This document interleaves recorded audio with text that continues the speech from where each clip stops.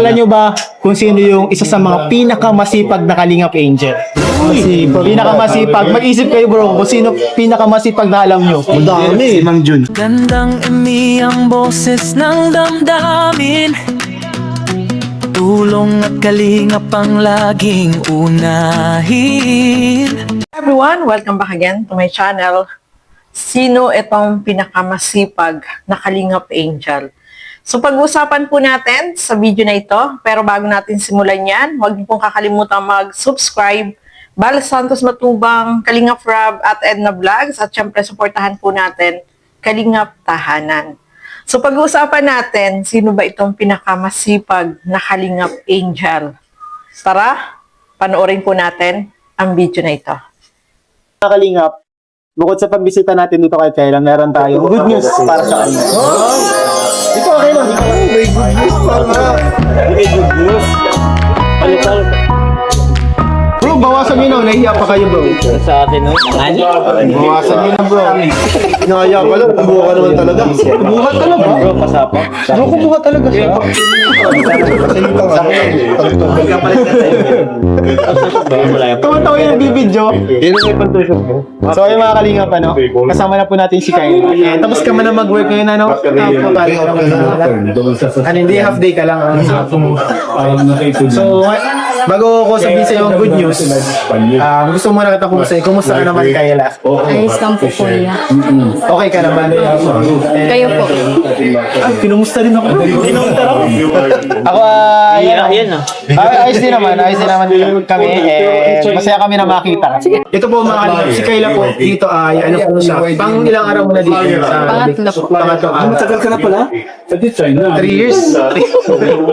Kumusta naman yung ano yung pagtatrabaho mo? Ayos lang po. Ayos naman natin. Di ba, estudyante ka, okay naman na pagkasabayan mo.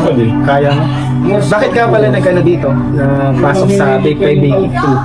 Ano po kuya? Ano po? Bukod po sa ano. Gawin ko din po mag-asa po sa mga tulong. Gusto ko din po yung pinaghihirap. Okay. Bukod dun sa tulong na binibigay ng Kalingap, gusto mo mag trabaho pa kasi gusto mo hindi pumasa 100% sa binibigay ng Kalingap. Ay lang, gusto ko Kayla. May initiative. Gumagawa ng paraan. Siyempre, sa totoo lang, hindi mo naman talaga alam yung hanggang kailan yung darating na tulong. Katulad nga nung sabi ko last vlog, yung channel natin humihina. Talagang, totoo po yun, hindi po yun prank. Prank po. And talagang totoo nangyayari. Humihina yung channel. And siyempre, doon tayo nakadepende kung gaano karami yung tulong na kaya nating abot. Maganda yan, Kyle, na gumagawa ka ng sarili mong paraan. Diyan bro, napabilig talaga ako ni Kayla sa mga ganyang character niya. Sila yun. Oo. Okay pa naman. And, alam mo ba Kayla, Bumili ako doon. may good news ako para sa'yo. Nakaban. Kinakabahan ka sa good news? Bad news na lang. Hindi, may good news ako para sa'yo. Dumating na si mama mo. Kuya, nung ganyan. Tig-tig. Anong good news? Ang good news ko po, mga Kalingap kay Kayla, meron nagpabot na cash para ikaw ay magkaroon ng savings account. Ito, inilaan daw ito para talaga sa savings account. Walang iba po, ang nagpabot po sa kanya is Mission Pinoy. Thank you po. So siya po ay nagpabot na. Sa totoo lang, hindi ko alam kung kasya pa yung pera ko dito. Ano, grabe ako. Kinakabahan ka. May bank account ka na ba? Wala ka pang bank account.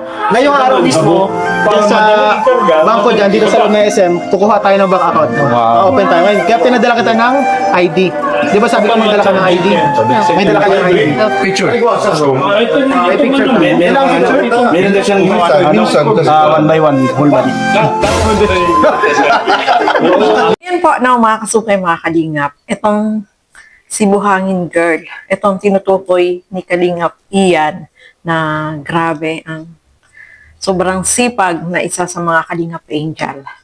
So kahit tayo napahanga dito kay Kayla, 'di ba? Nakakabilib yung una niyang trabaho na ginagawa niya, yung pagbubuhat ng buhangin. Sobrang hirap po nun, no? Sobrang bigat. Pero dahil doon nagtsatsaga sila para kumita, no, mga Kalingap. At eto nga, habang nag-aaral si Kyla, ay nag-ano din siya ng part-time job. Ayan, yan nga sa bake shop. At nakakabilib kasi nga, ano siya yung ano ba tawag doon?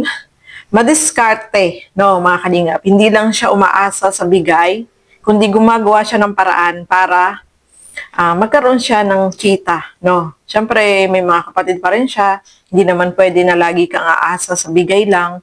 So, kailangan talaga meron kang ginagawang paraan para kumita. So, yun yung ginawa ni Kyla, no, na pumasok siya dyan sa isang bake shop na makakatulong sa kanya. Sabi nga niya, sa panahon ngayon, mahirap nang umasa lang doon sa bigay. Kasi, syempre, hindi naman yung binibigay ng sponsor naman ni Kalinga Frab ay kailangan talaga gumawa ka rin ng paraan para din naman yun sa mga kapatid niya, no? Kasi alam natin, may mga kapatid pa siya na pwede niyang tulungan at kaya naman niyang gumawa ng paraan. So, doon tayo napabilib dito kay Kyla, no? Napakasipag, no, mga kalingap, habang nag-aaral. At the same time, may trabaho po siya na extra para pangtulong din sa kanya at sa mga kapatid niya, no? So, napakabait ng mga sponsor, mga kalingap, kasi ang dami na nagbigay sa kanya ng blessing, no? Pinag-open siya ng bank account. Grabe, yung sponsor na talagang tumutulong dito kay Kyla, no? Nakapag-open siya ng account, syempre may mga nagbigay din ng iba pang blessing na malaki yung may itulong sa kanya, no? Syempre meron din ng bigay ang Kalingap Tahanan, no?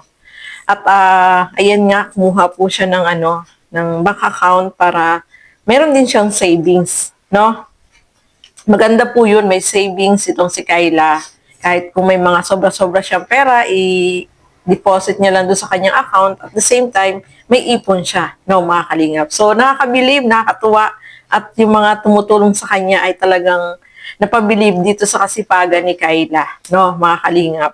Kaya, nakakatuwang yung kagaya ni Kyla ay talagang nagsusumika pa kahit na may tumutulong na sa kanya, no, mga kalingap. Nakakatuwa lang po, no, na itong kagaya ni Kyla ay talagang gumagawa ng paraan, nagsusumikap para mas lalong umangat yung kanilang buhay, no.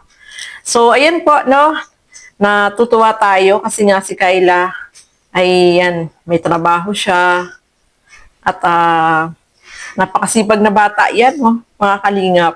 Talagang gumagawa siya ng paraan. So, ayan po, no, sana gayahin siya ng ibang mga Kalingap Angel, no. So, sobrang napabilib tayo dito kay Kyla at ang dami ding blessing na natanggap niya, no. Yung mga sponsor na nakikita talaga siya na talagang nagsusumikap ay natutuwang tulungan po si Kyla. So, napaka-bless nitong si Kyla. Kahit yung K-Boys, sila Kalingap Ian ay tuwan-tuwa kasi sa blessing na natanggap ni Kyla ay malaking tulong po yan para sa kanya, especially sa pag-aaral ni Kyla. So, ayan po, no, mga Kalingap.